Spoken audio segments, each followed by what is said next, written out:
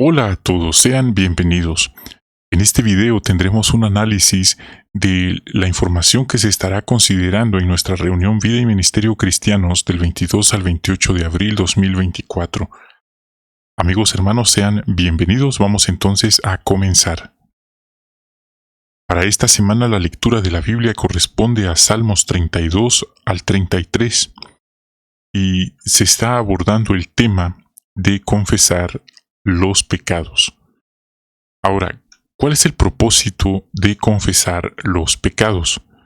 ¿A quién se debe hacer? ¿Y quién es el que da el perdón de pecados? Eso se estará viendo en este tema. Quizás no es un tema muy popular, un tema cómodo de hablar, pero de eso trata la lectura de esta semana. En las perlas escondidas estaremos viendo lecciones prácticas de la lectura de esta semana. Saltamos a la parte final, nuestra vida cristiana, y estamos concluyendo el capítulo 8 del libro Testimonio Completo. Tenemos pocos párrafos y el ejemplo de una mujer de fe, muy querida, muy recordada. ¿Pero por qué? ¿Por qué la recordaban? ¿Qué era lo que más recordaban de ellos, los hermanos? ¿Y qué lecciones nos deja eso para nosotros hoy? ¿Cómo le gustaría a usted que lo recordaran los demás? O dicho de paso, ¿por qué cosas lo recordarán los demás a usted? ¿Son cosas buenas o no muy buenas? Eso veremos en este estudio del libro. Vamos entonces a comenzar. Arrancamos con el primer discurso. ¿Por qué deben confesarse los pecados graves? Confesarse en privado con un sacerdote sigue siendo parte de la tradición y el culto de muchas iglesias. Ahora, vivimos en una sociedad tolerante, permisiva. ¿Es realmente necesario la confesión? Los puntos de vista en cuanto a este asunto son muy variados. Por ejemplo, un periódico canadiense, National Post, publicó la opinión de un lector que admitía lo difícil que se le hacía contarle a otra persona sus malas acciones. No obstante, él mismo señaló, cuando alguien sabe lo que has hecho, ora contigo y te dice qué hacer, experimentas una tremenda sensación de alivio. Por otro lado, en un libro sobre este tema aparece el siguiente comentario de un hombre: la confesión es uno de los aspectos más dañinos de la Iglesia, pues fomenta el comportamiento neurótico. El libro se titula o se llama Bendígame Padre porque he pecado. Pero, ¿qué dice la Biblia? ¿Es realmente necesaria la confesión religiosa? ¿Cómo se maneja este asunto en la congregación cristiana? Si vamos al libro de Levítico, encontramos que Dios dio instrucciones que alguien debía confesar ante un sacerdote de la tribu de Leví su falta, y el sacerdote tendría que realizar un sacrificio expiatorio a favor de la persona para obtener el perdón divino. Tenemos el ejemplo del rey David, también en las escrituras hebreas, y podemos ver que el rey David, a pesar de que cometió un pecado, él no le confesó el pecado al profeta Natán, pero sí a Jehová. Vamos a repasar aquí en el Salmo 32, 3 y 4. Cuando me quedé callado, mis huesos se consumieron, por estar lamentándome el día entero, porque día y noche tu mano pesaba sobre mí. Mis fuerzas se evaporaron como agua en el calor seco del verano. Podemos ver que él trató de ocultar sus pecados. Un pecado grave que cometió fue orquestar, ser el autor intelectual de la muerte de Urías, esposo de Batseba. Entonces ese fue uno, el otro fue el adulterio con Batseba. Y otro pecado fue el censo No estoy mencionándolo como si nos sintiéramos mejores que el rey David, mucho menos, pero cuando él trató de ocultar estos pecados, tal vez todo lo que pasó cuando cometió su adulterio, el censo, lo de Urías, él se sintió muy mal, muy atormentado, y eso es en sí una señal, porque hay personas que cometen pecados iguales o peores, y usted los puede ver frente al público, ya sea un público de personas en el ámbito político o en el ámbito religioso, con una cara como si nada les estuviera afectando. A veces pensamos que alguien tiene que estar bien espiritualmente para hablar bien, pero en realidad no.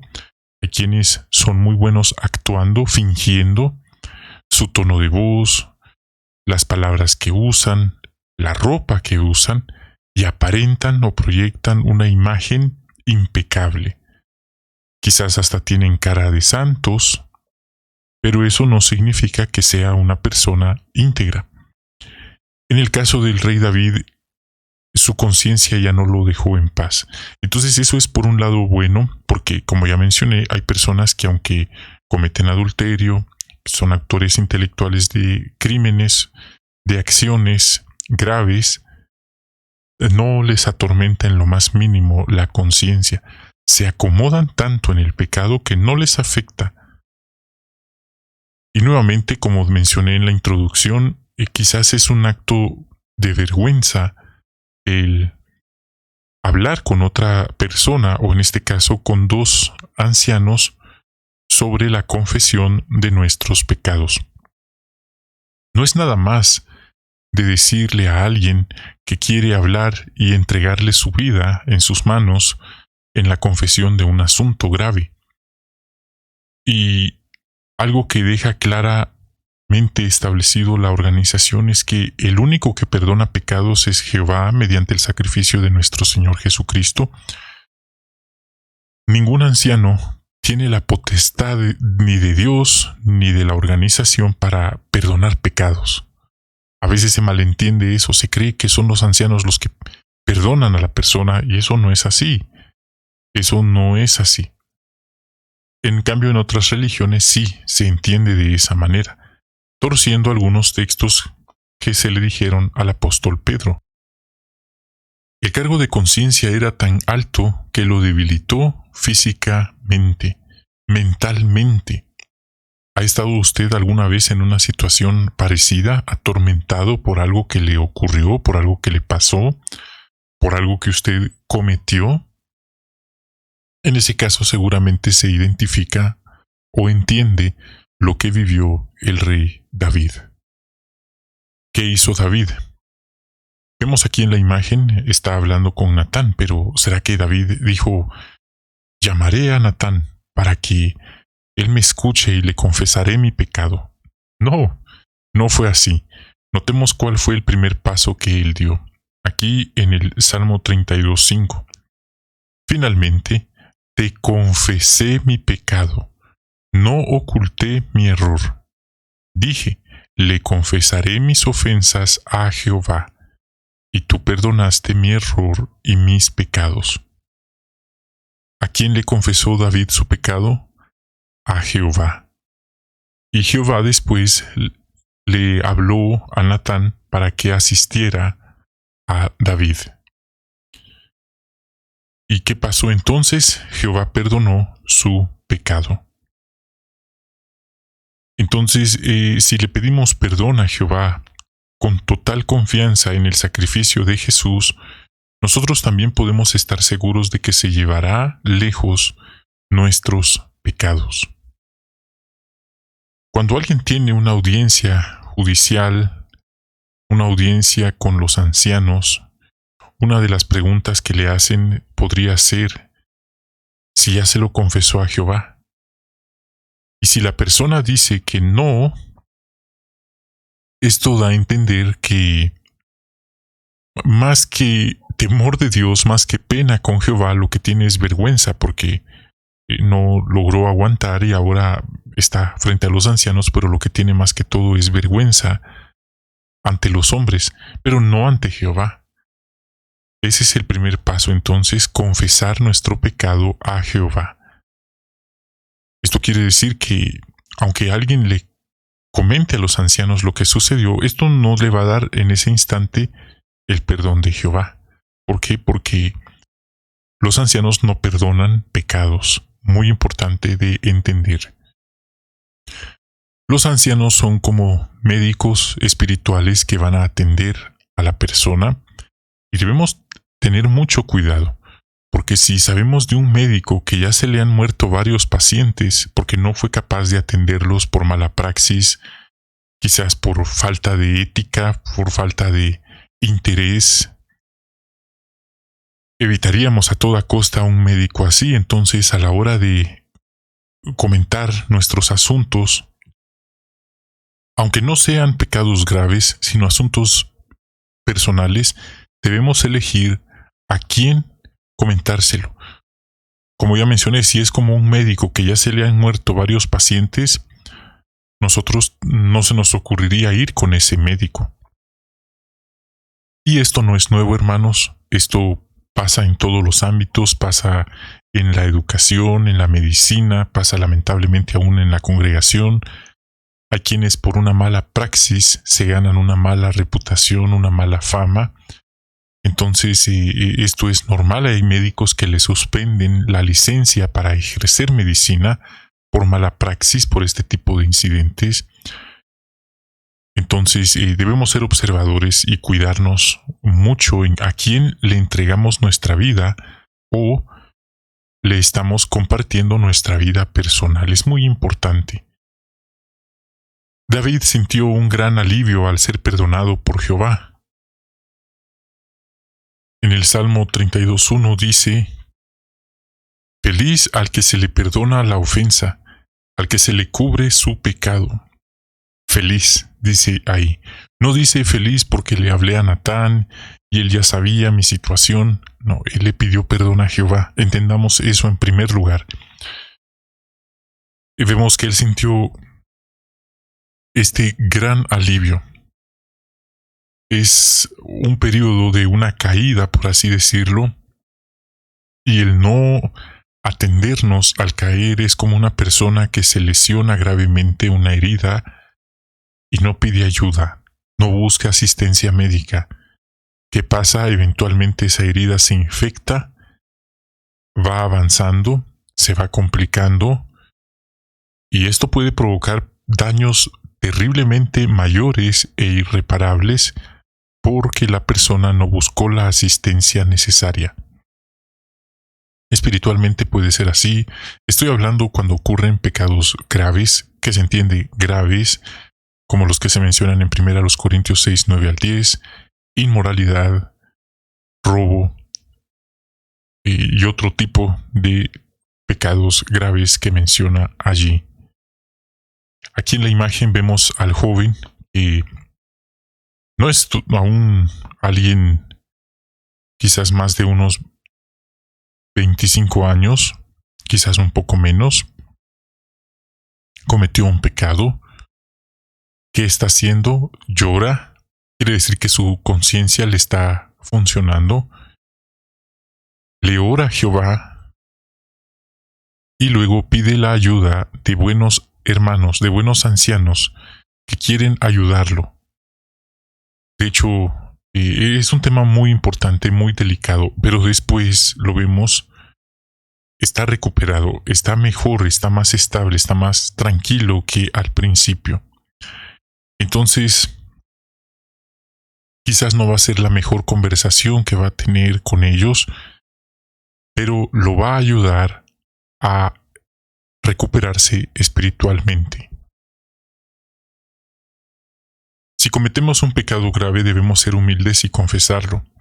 Para ello tenemos que admitirlo delante de Jehová y pedirle perdón.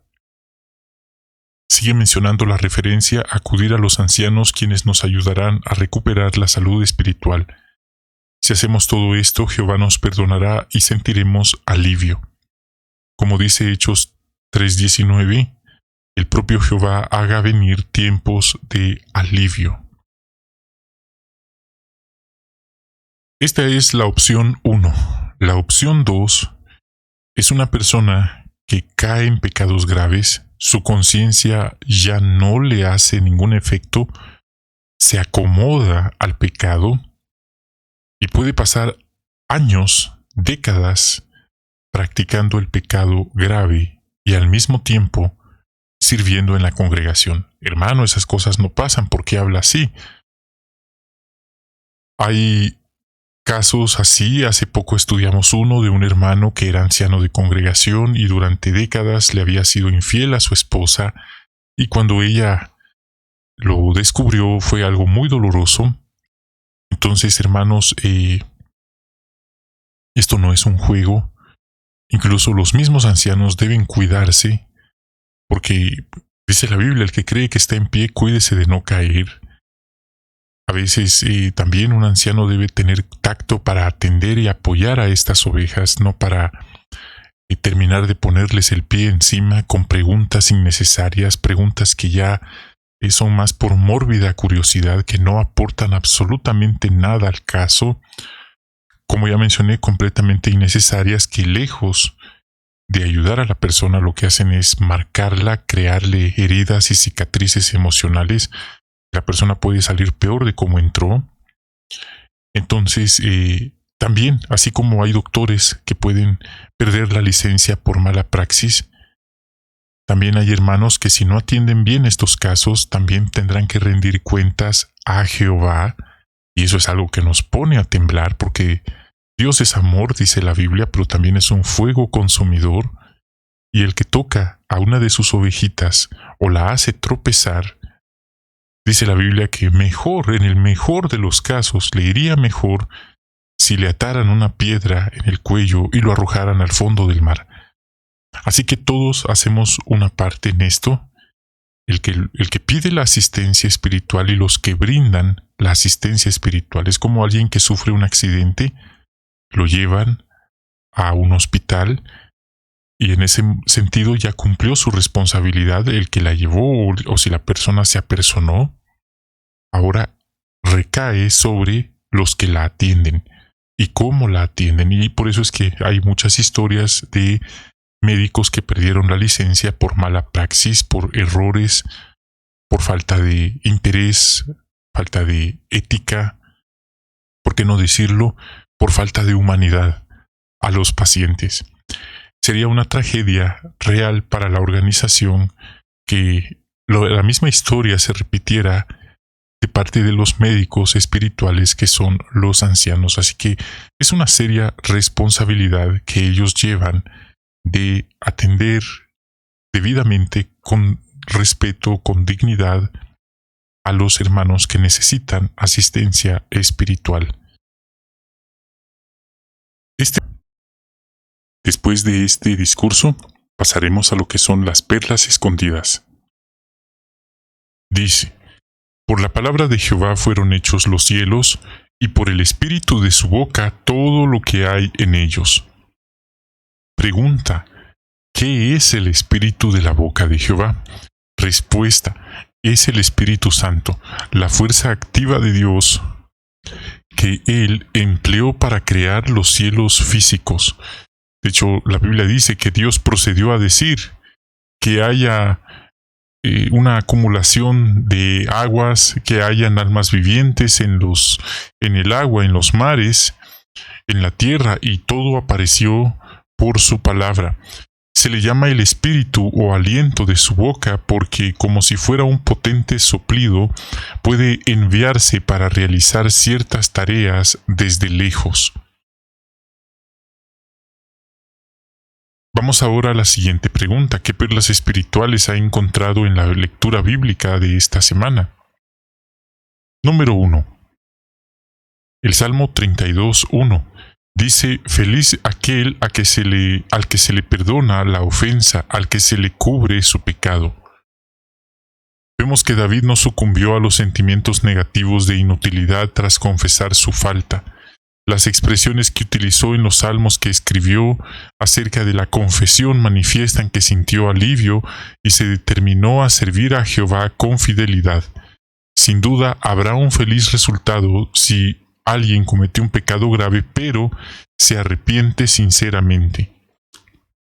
Y recordamos, arrepentirse sinceramente quiere decir abandonar aquello que lo llevó a pecar y, por supuesto, abandonar el pecado. No abandonar a Jehová, eso no es arrepentirse. 2. Salmo 32:3. Cuando me quedé callado, mis huesos se consumieron por estar lamentándome el día entero.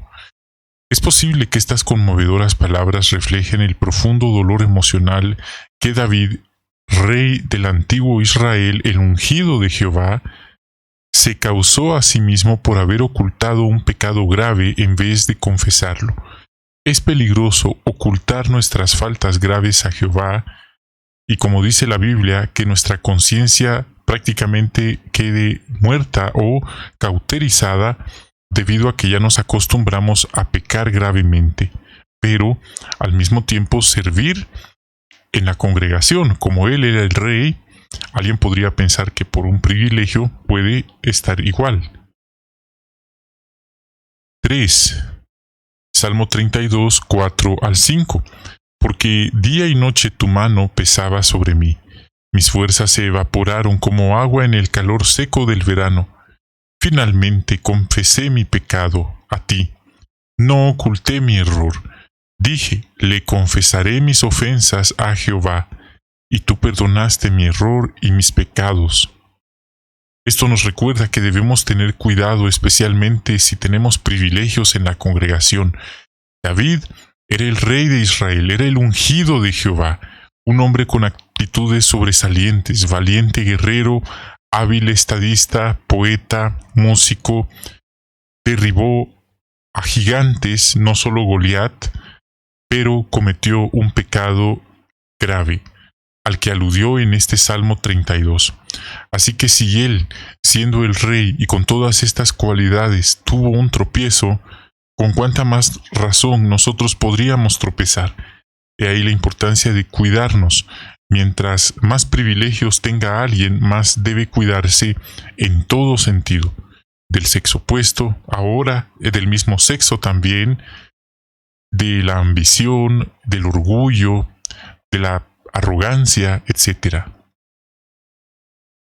A veces alguien piensa que por tener privilegios los hermanos están blindados para no cometer pecados, como que si algo los protegiera sobrenaturalmente de los malos deseos, y no es así. Muchas veces ellos son el blanco de ataque para eliminar, derrumbar la congregación. 4. El Salmo 32:5, ya lo leímos. La expresión perdonaste viene de un término hebreo que significa levantar o llevar. Transmite la idea de llevarse la culpa. Es como si Jehová, por así decirlo, hubiera levantado los pecados de David y se los hubiera llevado. ¡Qué alivio debió sentir David cuando Dios le quitó ese peso de encima! Si le pedimos perdón a Jehová con total confianza en el sacrificio de Jesús, nosotros también podemos estar seguros que se llevará lejos nuestros pecados. 5. Salmo 32, 7 y 10. Dice el texto: Tú eres un escondite para mí, me protegerás de la angustia, me rodearás con alegres gritos de liberación. 10. Muchos son los dolores del malvado, pero al que confía en Jehová lo rodea su amor leal. En tiempos bíblicos, las murallas rodeaban una ciudad, las protegían de sus enemigos, es decir, a los habitantes. De manera parecida, los actos de amor leal de Jehová son como una muralla que nos protege de cualquier peligro espiritual. 6. Salmo 32, 8. Te haré perspicaz y te enseñaré el camino por el que debes ir. Te aconsejaré con mis ojos puestos en ti. Como vemos, Dios no solo da consejos, también da perspicacia.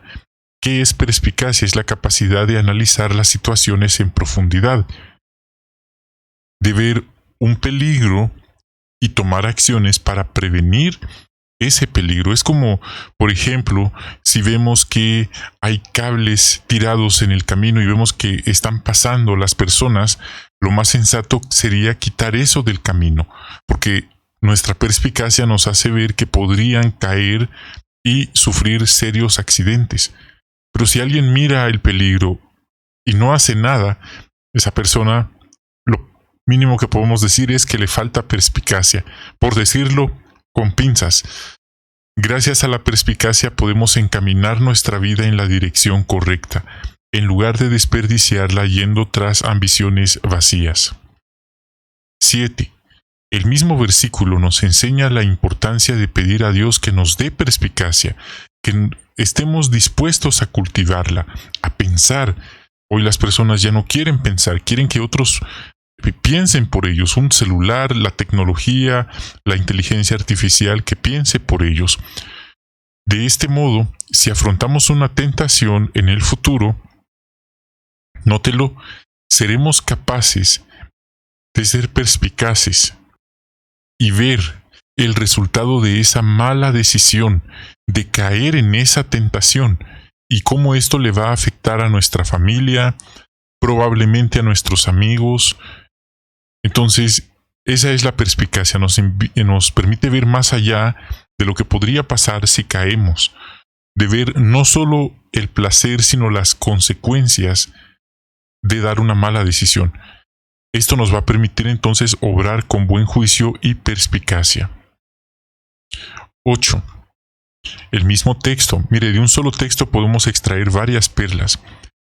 El ser perspicaces, es decir, ver más allá de lo obvio, ver las consecuencias de las acciones, hará que pensemos antes de hablar. ¿Hablar en dónde? En la familia, que es el primer lugar, es nuestra primera congregación, en nuestra congregación, en nuestro lugar de trabajo, en la calle, en todas partes. ¿Por qué? Porque la perspicacia nos va a permitir considerar, mostrar consideración a cómo entenderán otros lo que les digamos. Si es sabio, si es amoroso, si es necesario decirlo. Hay personas que solo hablan por hablar. A veces faltan el respeto a los demás, lastiman a otros, y aunque no es su intención hacerlo, el hecho es que lo están haciendo. Por lo tanto, las palabras revelan nuestros deseos de ayudar, edificando o demoliendo a otros. 9. El Salmo 32, 9. Dice el texto: no se vuelvan como el caballo o la mula que no tienen entendimiento. Su ímpetu debe ser controlado con frenos y riendas antes que se acerquen a uno. Aquí no está diciendo que los animales no son inteligentes. Los animales que aquí se citan son muy inteligentes, pero notamos, dice, se les debe controlar a la fuerza, menciona al final. Jehová no quiere que seamos como mulos o asnos que obedecen porque se les obliga a la fuerza con bridas o látigos. Más bien desea que decidamos obedecerle porque comprendemos su voluntad, porque elegimos hacerlo, porque queremos hacerlo. 10. Salmo 33, 17 al 19. Ahí menciona lo siguiente: el caballo es una falsa esperanza de salvación. Su gran fortaleza no garantiza la huida. Fíjense, los ojos de Jehová están puestos en quienes le temen, en quienes esperan su amor leal, para salvarlos de la muerte y mantenerlos vivos en tiempos de hambre. Ningún sistema humano, no importa lo poderoso que sea, puede brindarnos la salvación. Debemos depositar nuestra confianza en Jehová y en su reino, y esto incluye al Rey del reino, nuestro Señor Jesucristo. De hecho, la Biblia dice que no debemos confiar en ningún ser humano, empezando por nosotros mismos. En ninguno. ¿Por qué? Porque dice que a ningún ser humano pertenece salvación alguna.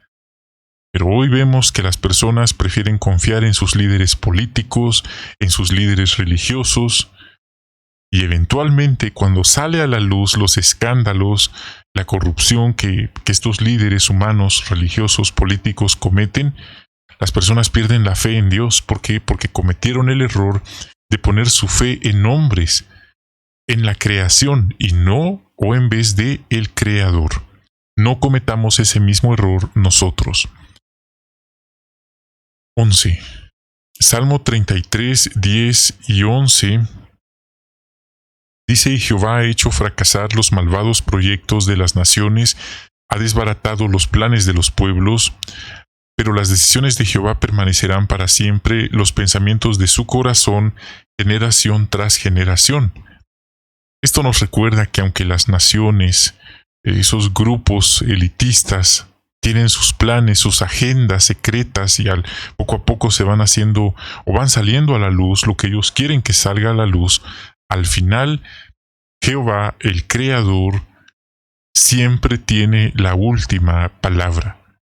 Así es que en ocasiones Él solo deja que ellos sigan para ver hasta dónde llegan, pero Él tiene siempre la última palabra en todo. 12. Salmo 33, 12. Feliz la nación que tiene por Dios a Jehová, el pueblo que Él ha elegido como su propiedad. Bueno, esto aplicó principalmente a la nación de Israel, ya que ellos recibieron prácticamente el legado, la salvación. También Jesucristo nació en ese país, en Israel. Él no era gringo, él no era estadounidense, pero un punto importante, hermanos, que queremos destacar es que hoy hay muchas naciones y vivimos en tiempos en que muchos países consideran la palabra de Dios, la Biblia, como un libro ambiguo, no antiguo, ambiguo, anticuado, fuera de lugar, fuera de tiempo, por decirlo de una manera, innecesario. Y vemos a nuestro alrededor los resultados de las naciones por pensar así, por sacar a Dios, por sacar su palabra de sus familias del sistema. Aún así, muchos hermanos que viven en esos países, que son literalmente Sodoma y Gomorra, solo que más modernizados, estos hermanos se esfuerzan por enseñar a su familia respectivamente a temer al Dios verdadero y guardar sus mandamientos. Así que hoy, aunque vivamos en un país en el que no se respete la Biblia o se le ridiculice, nosotros individualmente como familia podemos ser felices teniendo al Dios verdadero en cuenta en nuestra familia. Este fue el análisis guiado de las perlas escondidas para esta semana. Ahora, para concluir este análisis guiado, pasaremos a la parte final, que es el estudio del libro. Esta semana estamos llegando a la conclusión del capítulo 8, párrafos 22 al 24 y un recuadro de la página 67. Así que comenzamos con el párrafo 22, que dice: ¿cuál es la mejor manera de aprovechar los períodos de paz? Y aquí tenemos 3 comentarios. Primero, aprovechamos los períodos de relativa paz para dar un testimonio completo y edificar a la congregación. Segundo, no olvidamos que la vida puede cambiar de la noche a la mañana. Y tercero, Mateo 13:22 habla de una trampa de la que debemos cuidarnos todos: las inquietudes de la vida y el poder engañoso de las riquezas. ¿Por qué? Porque estas 2 cosas dice que ahogan la palabra que cae en nuestro corazón y por lo tanto hace que nos volvamos infructíferos. Párrafo 23 y 24, parte A. ¿Qué 2 cosas nos enseña el relato de Tabita? Primero, la vida es muy corta, se va en un momento. Es tan frágil.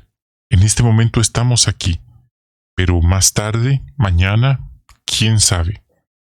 Puede ser un accidente, una embolia, puede ser que estamos acostados y de repente ya no despertamos. Por eso es fundamental que aprovechemos nuestra vida de la mejor manera y nos hagamos un buen nombre ante Jehová. Quizás nos preocupa no tener una buena reputación de parte de otros o no caerle bien a todo el mundo. No deberíamos dejar que eso nos robe la paz si estamos bien con Jehová. Ahora, si estamos bien delante de las demás personas, pero no estamos bien delante de Jehová, eso es algo muy serio y muy crítico. Segundo, que podemos confiar por completo en la esperanza de la resurrección. Parte B. ¿Qué firme decisión debemos tomar? Sea que atravesemos tiempos difíciles o disfrutemos de un periodo de paz, nunca dejar de dar un testimonio completo sobre Cristo. Ahora pasamos a ver esta imagen. ¿Cómo podemos imitar a Tabita? Bueno, ella era una hermana muy recordada por todos. Todos tenían algo de ella, algo que ella les había regalado. Y miren, algo sencillo que podemos pensar es, ¿qué tienen los demás que nosotros les hayamos dado? Pensemos en eso. Una flor que les dimos en algún momento, como se mira en la imagen, alguna prenda o algo que les fuera a servir en un momento dado. Eso estaría muy bien. O a lo mejor fueron palabras de ánimo, a lo mejor fue una tarjeta de estímulo. Está bien. Ahora, pensemos desde otra perspectiva. ¿Qué hay si lo que otros han dado y lo único que los demás recuerdan de ellos son malos recuerdos, desprecios, insultos, comentarios hirientes, burlas, sarcasmos, críticas destructivas? Porque mire, la crítica es buena siempre y cuando sea constructiva. Si hay algo que podemos sacar, algo bueno de una crítica destructiva, es saber a quién tenemos enfrente. Generalmente las personas que critican destructivamente a otros lo hacen motivadas o movidas por la envidia, por los celos, por la rabia. Así que es bueno identificar a esas personas para tenerlas lo más lejos posibles, de nuestra vida. Entonces, son formas que podemos imitar a Tabita. Ella era viuda. Es verdad, ella podría haber pensado, no son ni mis hijos, ni mi esposo. ¿Por qué? ¿Por qué tengo que darles algo de mí a ellos? Pero ella daba lo que tenía. Entonces eso es algo muy profundo porque cada persona da lo que tiene. Piensa en esa frase, cada persona da lo que tiene. Así que usted puede ser alguien que comparte con los demás. Y usted está dando amor porque el amor de Jehová está en usted. Pero no es realista esperar que las demás personas le devuelvan amor, porque a lo mejor ellos no tienen amor en su corazón. A lo mejor ni dan las gracias, a lo mejor se les olvida, a lo mejor hasta le dicen en su cara que ellos no se lo pidieron. Entonces, sea como sea, cada quien da lo que tiene. Y aquella persona, aquel siervo, aquella hermana o hermano que da de corazón a los demás, nunca pierde, porque esos son puntos con Jehová. Y de esa manera podemos imitar a Tabita. Este relato no quedó en la Biblia porque llegó Pedro y les dijo: yo soy del cuerpo gobernante y yo ordeno que esta historia de Tabita o de Dorcas quede registrada en las Escrituras para que esto sirva a las futuras congregaciones en los tiempos finales. No, no fue por eso. Es porque Jehová observó esa buena conducta de Tabita y a él le pareció bien, a Jehová, que esta historia breve quedara en las Escrituras y nos enseña valiosas lecciones a nosotros. Viendo más allá entonces, nuestras buenas acciones, en este caso las buenas acciones de Tabita, llegaron a ser del conocimiento de Jehová. Y él decidió que esta historia quedara registrada en las Escrituras porque era una mujer que daba a los demás, compartía con los demás. Así que imagínese hasta dónde pueden elevarnos nuestras buenas acciones delante del Creador. No buscamos salir en un broadcasting o que salgamos en un informe en la página web. No, Jehová está al tanto. De hecho, Él dijo, cuando des a los demás, que no sepa tu mano izquierda lo que hace tu derecha. Y entonces tu Padre que ve en lo secreto, te lo pagará. Pero ¿qué hay de aquellos que dan? Pero ahí están tomando las selfies para subirlo a redes sociales. Ellos ya disfrutan de su galardón completo, dice la Biblia, ser vistos por los demás. Entonces es algo muy profundo, muy interesante, y cada quien da lo que tiene. Por eso no es coherente esperar recibir lo que los demás no tienen. Y esto es algo muy profundo. Cada quien da lo que tiene. Así que no da el que más tiene, sino el que quiere. Hay personas, habían cristianos, habían personas más acaudaladas que Tabita, pero no se menciona que ellos ayudaran a los demás. Entonces, ¿cuál es el punto? Que muchas veces quien comparte con los demás no es quien más tiene materialmente, sino quien quiere compartir con otros. Son perlas valiosas que aprendemos de este ejemplo sobresaliente de esta mujer de fe llamada Dorcas o Tabita. Tenemos aquí el recuadro de Tabita hacía muchas obras buenas. No dice unas obras buenas, pocas obras buenas, pero nuevamente, ¿cuántas obras buenas hacemos?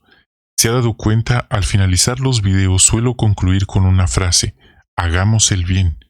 Hagamos el bien a nuestro prójimo, a nuestra familia, a nosotros mismos, a una planta, a un árbol, a otro ser vivo, un animal en cuenta, porque todo eso está siendo anotado en un libro de registro.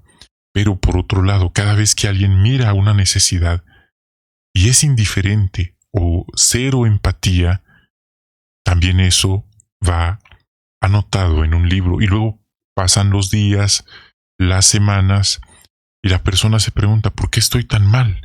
¿Por qué me siento tan mal? ¿Por qué tengo esta depresión? ¿Por qué no soy feliz? ¿Por qué no disfruto lo que tengo? Y ahí está la respuesta. Porque no hace buenas obras. Cree que las únicas buenas obras es ir al Salón del Reino, salir a repartir un par de revistas en los carritos y ya cumplió. Cuando en realidad hay otras buenas obras además de las antes mencionadas. Tabita era una cristiana que vivía en la ciudad portuaria de Jope. Los hermanos la querían mucho porque hacía buenas obras y ayudaba a los necesitados. Imagínense. Hay personas, hermanos, que creen que la mejor ayuda que pueden darle a un necesitado es un tratado o una revista. Pero ¿qué hay de darle un vaso de agua? No, eso no. Es más barato darle un tratado o una revista que un vaso de agua. Tabita no pensaba así. Muchos la querían, dice aquí. Bueno, esto nos hace pensar que a veces, aunque hagamos el bien, lamentablemente no todos nos van a querer. Esto es un punto importante. A veces pensamos que por hacer lo correcto, por portarnos bien, por ayudar a otros, los demás nos van a querer y automáticamente le caeremos bien a los demás.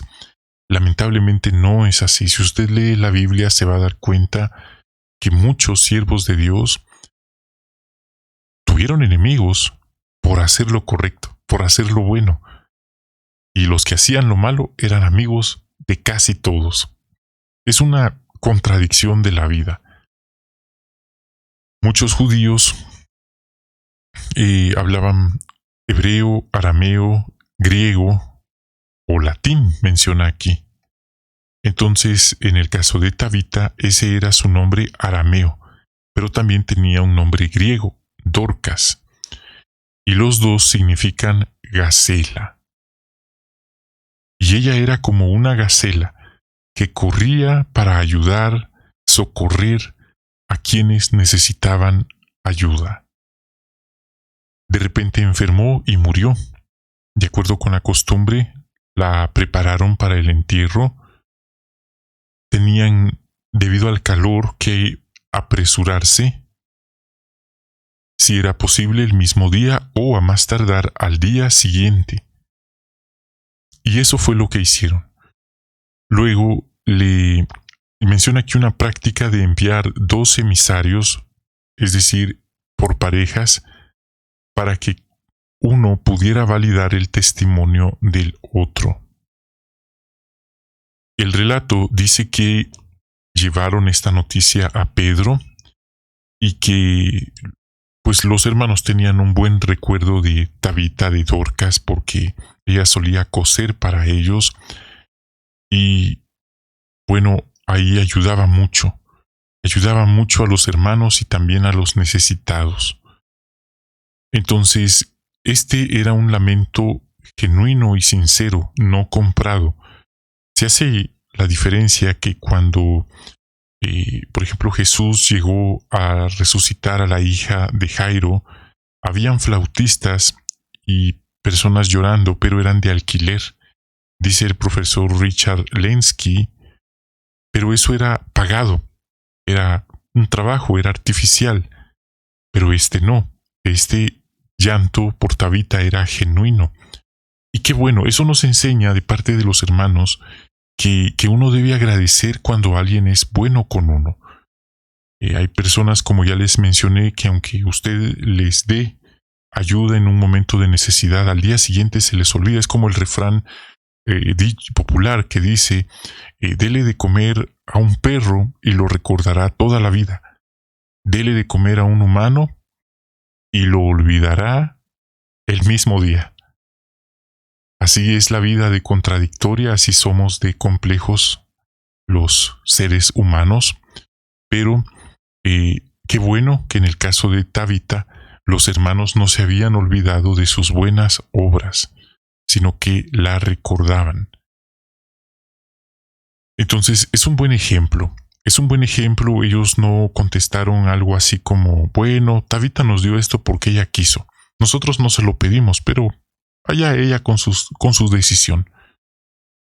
Esas son las palabras de alguien que es un malagradecido, y eso es característico de estos últimos días. Las personas, a veces pensamos, eso aplica solo a los no creyentes, a la gente del mundo. Lamentablemente aplica a los mismos hermanos. En ocasiones no dan las gracias, aunque les esté dando algo, y son pequeños detalles que cambian todo. No por algo la organización puso el video de Caleb y Sofía donde enseñan a dar las gracias, a decir por favor. Y no solo Caleb y Sofía necesitan aprender a decir gracias y por favor. Hay gente ya grande que se les olvida o no está esas palabras en su vocabulario. Entonces, aquí vemos otro punto interesante, Mateo 10:8. Este texto lo citan mucho en la cristiandad. Curen enfermos, dicen ellos. Y por eso es que ellos dicen que hacen sus jornadas de sanidad. También expulsan malos espíritus, pero se comen varias partes del texto. Por ejemplo, si usted les pregunta a ellos ¿a cuántos muertos han resucitado? Probablemente la respuesta sea 0. ¿A cuántos leprosos han limpiado? No, es que esta es lepra de tiempos bíblicos. Error, existe la lepra en nuestros días. Si usted investiga, se dará cuenta que en otros países, en otros continentes, existe esta enfermedad de la lepra. Y la pregunta del millón, ¿cuánto cobran? Porque Jesucristo dijo que recibieron gratis, den gratis. Bueno, es un punto para razonar en nuestro ministerio. Así que Pedro hizo esta oración y resucitó a Tabita. Pedro era un cristiano ungido, tenía el Espíritu Santo. Si usted le preguntaba a Pedro, ¿y tú cómo sabes que eres ungido? Él no se iba a ofender, todo lo contrario, él le podría confirmar que estaban reunidos en la planta alta de una vivienda orando y de repente el Espíritu Santo llegó sobre ellos y aparecieron lenguas como de fuego sobre sus cabezas. Y además que nuestro Señor Jesucristo lo confirmó y le dio todo este llamamiento y unción. No era algo que Pedro se imaginaba, que a lo mejor sí, y a raíz de esta imaginación de él, los demás tenían que creer lo que él estaba diciendo porque sí, sin preguntar nada. En realidad no era esta la forma de Pedro. Entonces, eventualmente las personas que fueron resucitadas murieron, es lo que entendemos. Entonces, esto era un anticipo de la resurrección mayor que viene después del Armagedón. ¿Qué nos enseña esto? Dice aquí, ¿qué alegría tuvieron que sentir al ver a su amada hermana? Hermanos, no sabemos si es esta semana la última vez que nos despediremos, será el último adiós, será la última vez que hablaremos con un ser querido, con alguien de nuestra familia, con algún hermano o hermana de la congregación. Por eso, tengamos mucho cuidado cómo nos conducimos en la vida. No sabemos si es la última vez que veremos a un hermano. De repente la noticia es tal hermano o tal hermana falleció y nos quedamos con eso. No hice esto por el hermano, no lo ayudé cuando él necesitaba ayuda. Siempre pensé que lo haría después y no lo ayudé en vida. Hermanos, es algo muy serio. Qué alegría que podamos tomar conciencia de ello y amar hoy. No cansarnos de hacer el bien hoy, no mañana, no el mes que viene, no el año que viene, no cuando tengamos el empleo que tanto anhelamos, o cuando alguien diga que se va a ir a otro país por una vida mejor. Es hoy que podemos dar. Y damos no solo lo material, damos también amor con palabras, con acciones. El respeto, el aprecio, el estímulo es amor. Así que como conclusión de este estudio, no nos cansemos de hacer el bien hoy mismo, que no termine este día sin hacer el bien, sin dar amor a nuestra familia, a nuestro prójimo. Ya mencioné a un ser vivo, a otro ser vivo. Recuerde, las plantas son seres vivos, los animales son creación, son seres vivos también. No nos cansemos de hacer el bien, porque no sabemos también si hoy será nuestro último día en este sistema, y qué cuentas le daremos al Creador. Este fue el estudio del libro para esta semana. Muchísimas gracias por habernos acompañado en esta consideración. Quiero invitarlos a suscribirse si aún no lo han hecho, a compartir este video y a dejar su like. Eso nos apoya bastante para que más hermanos, más personas puedan beneficiarse de esta información y tomar conciencia de lo importante que es hacer el bien hoy, de elegir el camino del amor y rechazar o evitar el camino de la indiferencia. Bendiciones de Jehová para ustedes, sus queridas familias, y hasta la próxima.